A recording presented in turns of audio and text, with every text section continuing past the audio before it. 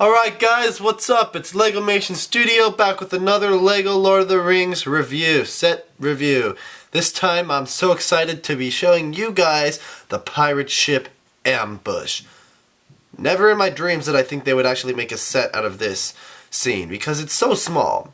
It's literally 10 minutes, not even 10, like 5 minutes of the entire 9-hour trilogy, 10-hour trilogy. But they did it, and I am very happy they did because this set gives them a lot of leeway to add great detail and an awesome part to your collection for Lord of the Rings. We'll start with the piece count. It has, you want some story background? Basically, Legolas, Aragorn, Gimli, they overtake a pirate ship and use it against the forces of Sauron during the final battle at Minas Tirith. But that's the story behind that. That's why there are some ghost figures, because in this scene they go in and into the caves and ask these ghosts that if they could fight for them and fight for honor, and they end up joining them. It's awesome. They have glow-in-the-dark pieces to make them ghosts. So they had a lot of leeway in making this set, and so I'm glad that LEGO did it. 756 pieces. It's a $100 set, so they're really pushing it. I think they could have gone to 80, but the reason why it stands at 100 is because it's a huge set. There's big pieces. It makes sense that it's $100. So if you want to spend your money on it, it's worth the price tag in that case. But double that, you could buy Tower of Orthanc, which I am still just super excited for. Alright. On here it has 567 millimeters, or 23.5 inches, is the length of the boat on the bottom. And then the height stands at 35.6 millimeters, or 14 inches. Depends if you use metric system or not. Because I've had use and my Chinese exchange student, I've gotten a little used to the metric system, but not too much. I still go by inches, because I'm just, classic American like that. Then we have all the figures displayed. So, a lot of figures. I feel like one or two more would have been nice, because that would help explain the price tag of $100. Let's turn it over and look at the back. Good? Mm-hmm. So, on the back, just, oh my god, there's so many functions. Where do we begin? There's the catapult function right here. There's the jail function, which we don't even see in the movie, but it's included right here. You can take off the top and reveal a little stowaway cargo area. Over here we have a missile shooting, fire shooting action. Of course we have the trio, Legolas, Aragorn, and Gimli jumping onto the boat to take it over. The ghosts fighting, taking it over. The anchor that you can release, which is fun, I guess it's kind of cool. And then just some more action scenes of battling, and weapons are displayed right here. A lot of weapons in this set, boy. And then just another scene of the ghosts tying up the pirate captain. So overall, looks awesome, right? But we have a lot of figures to go over, so let's get started. Alright guys, here are our minifigures for this set. Let's start with the two orcs first. Our first orc is just the average orc. He has a giant sword, very nice detail on the front, pretty much the same orc that we got at the Black Gate and a couple of the other sets. So not too much to talk about here, but I mean, it is always good to mention that detail is phenomenal on these guys. Look at the back of his head, it's all wrinkly and everything. Just so perfect, LEGO, thank you so much. This orc is the exact same, except we have a breastplate, which is a nice little change-it-up addition to the orcs. But yeah. Then we have Captain Umbar, or whatever, of the ship. And I like the detail on his chest. You can see that he has weapon holders and belts and a bunch of loops and stuff that look very well. His hair is funny. It kind of frolics outward, and I don't know if they've released this hair with any other character in the LEGO universe. If not, that's totally awesome that they made hair just for this guy. They might have used it on some dwarfs for Hobbit, but I don't know for sure. He has a nice beard and everything. On the back he has a more angry face. And again, detail on the back is just phenomenal. So, that's it for the captain. Very funny hair. Very funny looking man. Alright. Then, we have the two ghost soldiers. They are glow in the dark. Their arms are glow in the dark, and their faces are glow in the dark. can't really show you because the camera I use cannot really pick up glow in the dark, but I believe their chest plates are glow in the dark as well. So just awesome, awesome. You could have so much fun with that if you were just, you know, playing around with them. You can see that they're both different too, because one has more of a chain linked chest while the other kind of stripes and like folds over each other diagonally. So really awesome. Just the detail is great on these guys. The helmets, like they do in the movie, their swords are kind of the daggers, and they have nice green capes. So I love that they made these guys. That'd be awesome to see more in the future if they ever make more sets. And then of course we have the Ghost King, the King of the Dead. Phenomenal. His face is actually a little different. We can take off his helmet and see that he has two faces. One where he has like a mustache. I don't know if that's a joke or not, because I'm pretty sure I don't remember him having a mustache in the movie. Then his helmet is the regular king crown, but in kind of a gray glow in the dark. It glows in the dark, I've checked. His arms and chest glows in the dark as well. His chest kind of looks like a rib cage almost, but very cool. Really awesome. And then his cape is darker than the others because you know that he is the king of the dead. So the three dead characters, the ghosts, are really awesome. I am so happy that they were able to make these. Alright, then we have Gimli. Average Gimli. He's the same as he was in my review of the Elrond Council, the Council of Elrond set. Nice beard, nice helmet, short feet, and an axe. Then we have Legolas. Legolas, I love what they did with him. His entire outfit is completely accurate to what it is in the movie. He has his bow and arrow, his weapon of choice. On the back we have detail as well, and a different face. You can tell that's where he keeps his bows and arrows, right there in the case. And then his hair is actually solid. Thank God.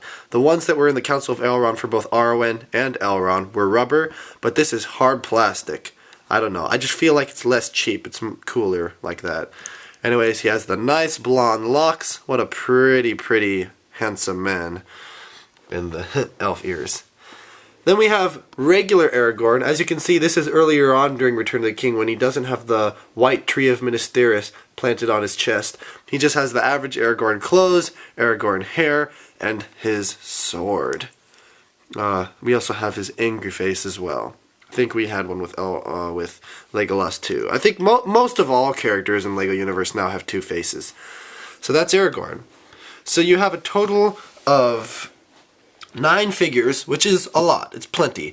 I think they could have rounded it up to 10 or hell, even 12, because this is an expensive set. I could have seen one more orc and one more ghost, and then maybe one more pirate. That would have been awesome. But they didn't do that. That's my only complaint as far as figures go. They're all detailed. They're all tremendous. Let's move on to the full-on ship. Alright, let's try and review it at this angle and see how it goes. My sister's on camera. Let's see her talents shine. That's great. So, the reason why I chose it on this side, to view it on this side, is because on this side, the flags of the ship, the sails, are not detailed. But this side they are. And from this side, this ship looks awesome. I mean, it is so cool. It is actually pretty much perfectly symmetrical. Let's see if we can get a straight on angle from the top. Can you kind of do that? Thank you. More this way? This way? Like that? If you can see it, it's symmetrical pretty much. And I love that. I love symmetry when they use it in sets. And with this ship, it looks even more awesome.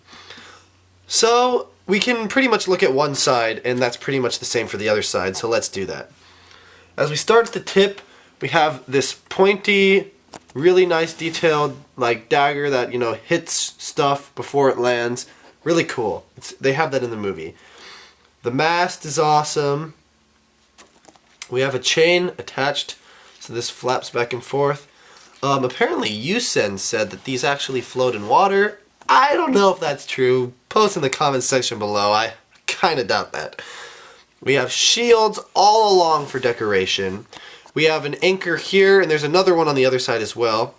There's a function that if you twist this, it'll drop the anchor and, you know, go all the way down. But let's hoist it back up for now. There. Yeah. Then on the side we have a dragon's wing used as a side shield. We have 2 spear pieces on the side and chains just for more awesome looking ship detail. Very piratey. Here we have the flick fire missile. Uh-oh. Don't fall off just yet. That's the secret layer back there. Ah! This is hard to do at this angle. Alright, we have some pieces on here, some more spears for detail, and then we have a bow, an arrow, really cool. And then we head down, we have the back with some more dragon wings on the end, some more shields, just awesome, amazing detail. And then I don't know if you can get underneath it, but can you see the rudder here? Yeah. There's a nice little rudder they add to it, which I just think adds more onto the authenticity of this set. So that's the side view. We'll turn it over really quickly. It's pretty much the same on the other side. In fact, I think it is exactly the same as far as detail goes. So yeah. Now is the hardest part. Are you ready for it, Adalia? Mm-hmm. Try and zoom in as best as you can. I could try and take the masts off if you want, actually. Yeah, here, that works. So let's start at the back. So the back we have the steering wheel, which is just awesome. We have 2 torches, and then we can take it off and look inside. Inside is the jail. Can you zoom in there and get a good view of it?